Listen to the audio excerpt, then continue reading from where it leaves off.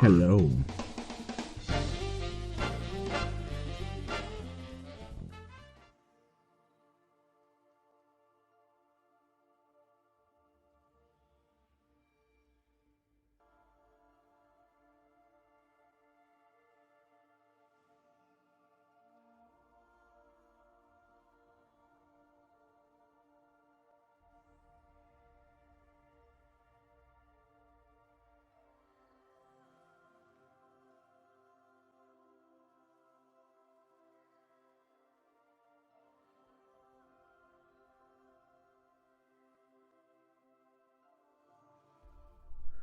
The question of the day is simple. How do you turn a frame that is designed to be a Vauban into a viable frame without taking what makes Vauban, Vauban? And following suit, the answer is also very simple. And by simple, I mean a 15-minute long YouTube video that aims to keep the core concept but tweak just enough to make him more usable. Will this make him a tier 1 pick for try-on captures? Sure. Just don't tell him I sent you. Now, this is an important note. As I break down the rework step by step, some of you will be tempted to type in the comments section, informing me without tact concerning any issues that you may have. I do respectfully request that you wait till the end of the video to inform me of just how idiotic everything that came out of my mouth was. And a second very important note is that I thoroughly enjoy Bomb the Fox of Greed, and in my opinion, while I do understand that he is a crowd control god, even more than that, I see him as a master tactician at the core. So please, knowing that is my opinion of him, and that this rework revolves around that concept, keep that in mind. And with that, let's do this. Let's start with his first ability, Tesla. This ability needs a straight upgrade.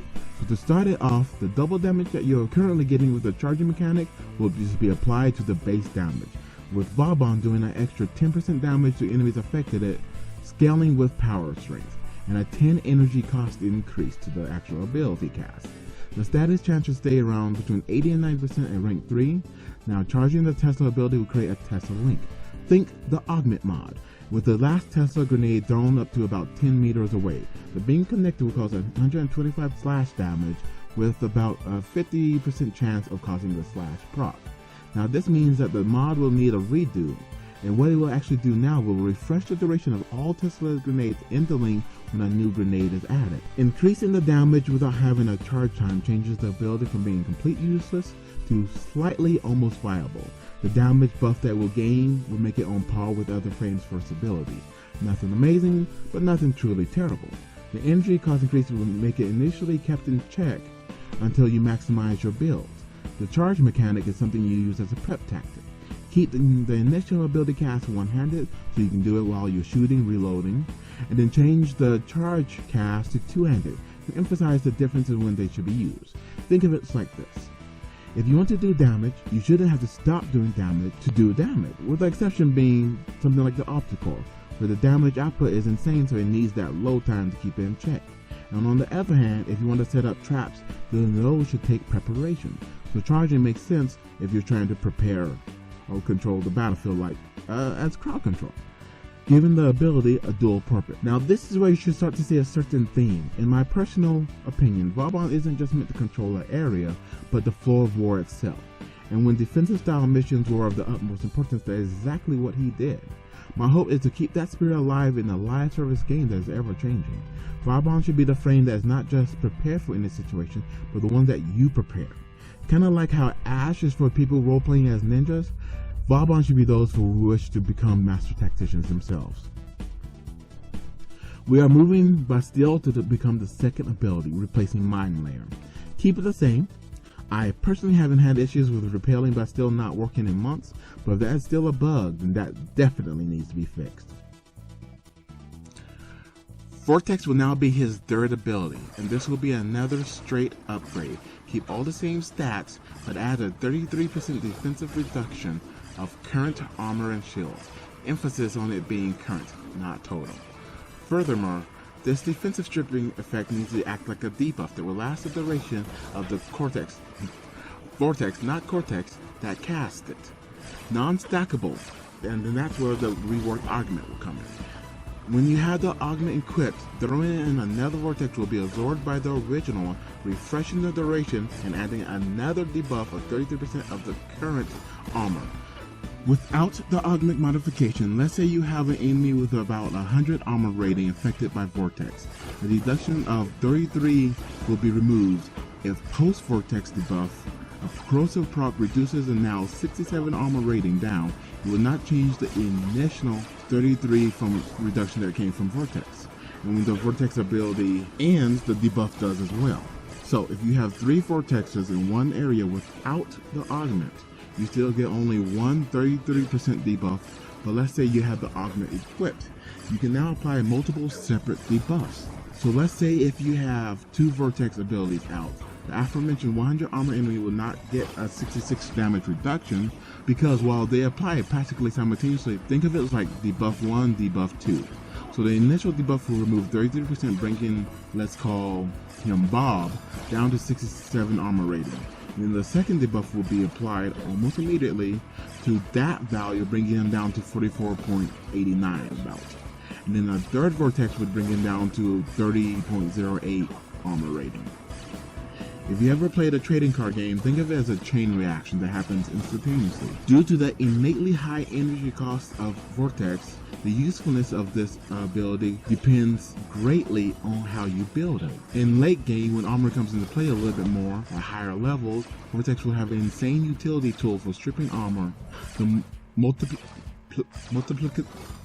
The chain reaction style reduction prevents you from dropping 3 vortexes, reducing armor by 99% and one-shotting everybody, because that, would be stupid. Now this is where a few of you will be quick to start typing nasty comments, calling me trash for keeping this trash ability. Luckily for me, a lot of the Warframe community isn't actually a bunch of crap pie shoots, so hear me out here. Mind Layer is now his exalted or 4th ability. Please be patient. This is where things get interesting. Mind Slayer retains Tripline, Bounce, and Concuss, as Shred has been integrated into Vortex now. By tapping the ability, you will rotate between the 3. Hold for about 0.5 seconds, and you will deploy Tripline, Bounce, and Concuss. Tripline remains the same. Bounce also functions the same as well. For Concuss, we will need a larger range radius, a decent base damage dealing impact, with a 50% chance to inflict radiation, and a 100% chance to open up for finishers. If you hold down the ability for Tripline, Bounce, and Concuss for 3.5, 2.5, and 4.5 seconds respectively, you will upgrade the ability to Proto Trap, Proto Heal, and Proto Turret. Still with me? Good. Tripline upgrade is Proto Trap. It sets up a stationary decoy that taunts targets into attacking it. The decoy works off of a charge system. Let's say the decoy has 10 charges. One attack will consume a charge and then grant the decoy 0.75 seconds of vulnerability before another charge can be consumed.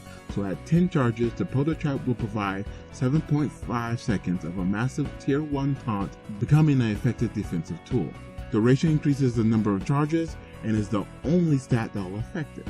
Now, Bounce upgrades to Proto Heal, in which, when deployed, sets up a stationary healing station, but has a unique style waypoint to let teammates know where it is, as well as a bubble-like force field going around it. It will provide a 50 to 75% damage reduction, a 50% increased revive speed, immunity to status proc while inside of it, and a percentage-based health off of every X amount of seconds healing. The damage reduction and healing will be increased by power strength, while the X amount of seconds, or the ticks, will be increased by range.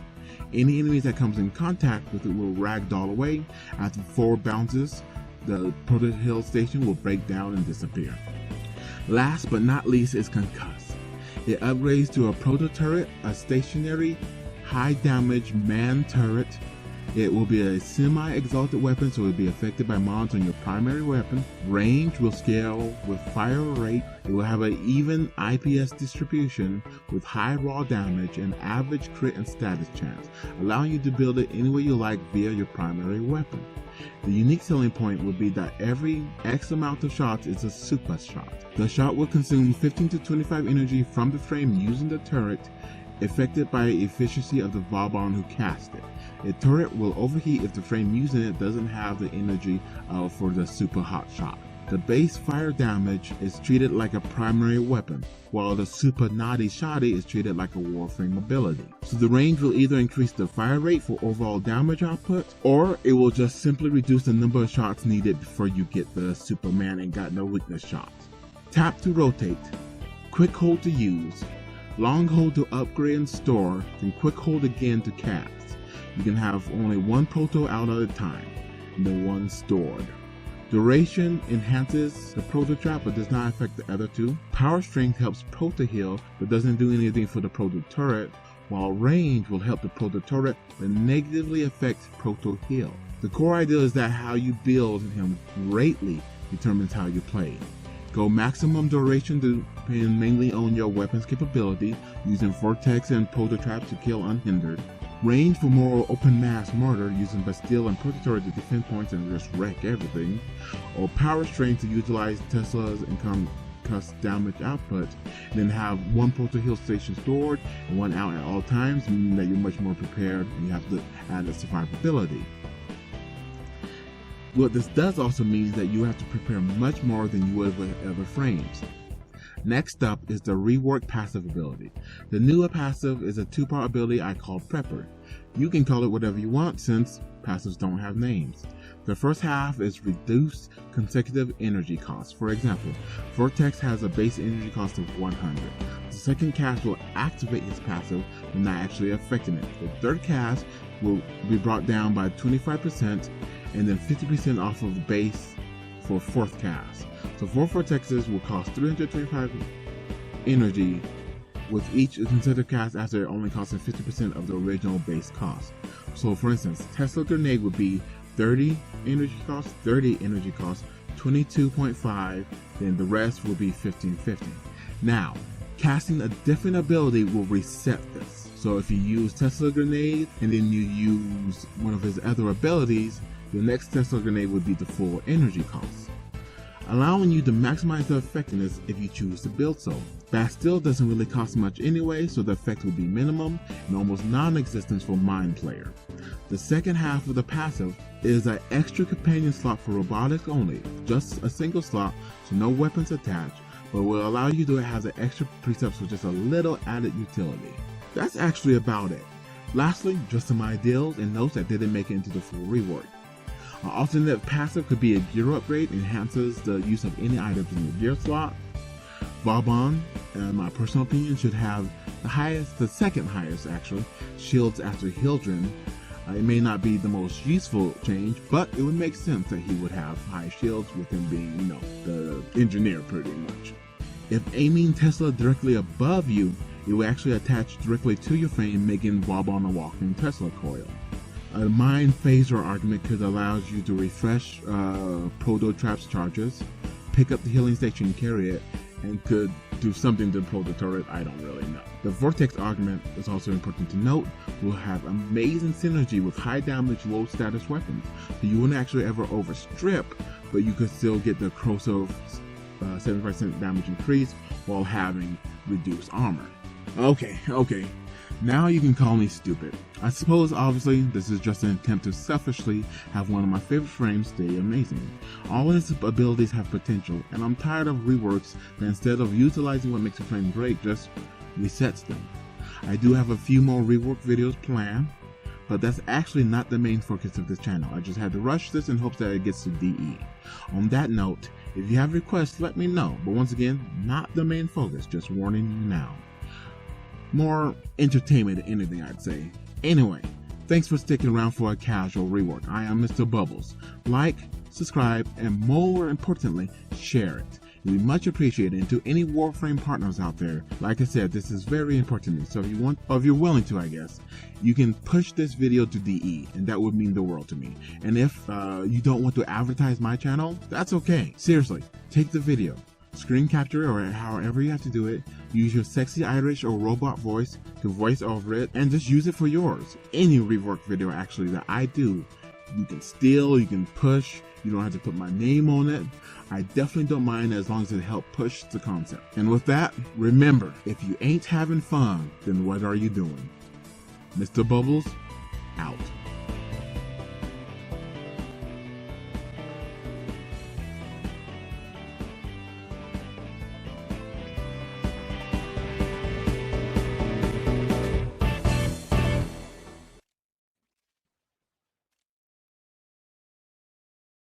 I like that. Real nice.